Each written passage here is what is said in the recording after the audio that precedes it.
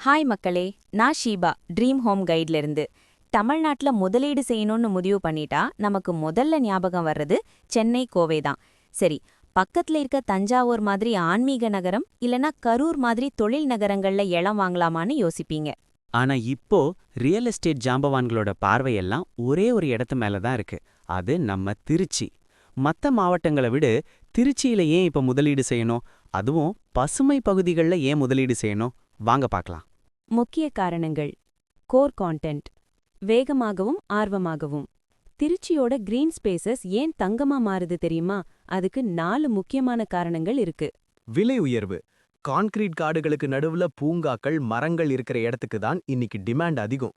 மத்த இடங்களை விட இங்க இடத்தோட மதிப்பு 30% வேகமா ஏறுது. குறைவான வெப்பம்.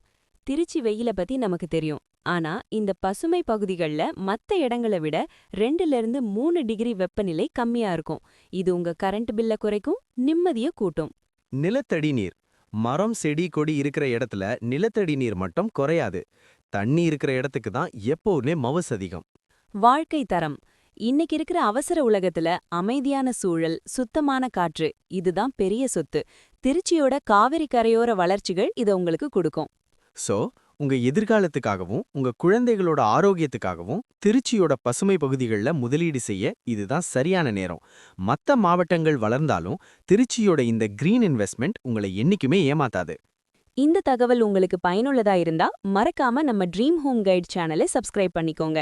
இன்னும் இது போல நிறைய ரியல் எஸ்டேட் ரகசியங்களை தெரிஞ்சுக்க பெல் ஐகானையும் தட்டி விடுங்க. அடுத்த வீடியோல பார்க்கலாம்.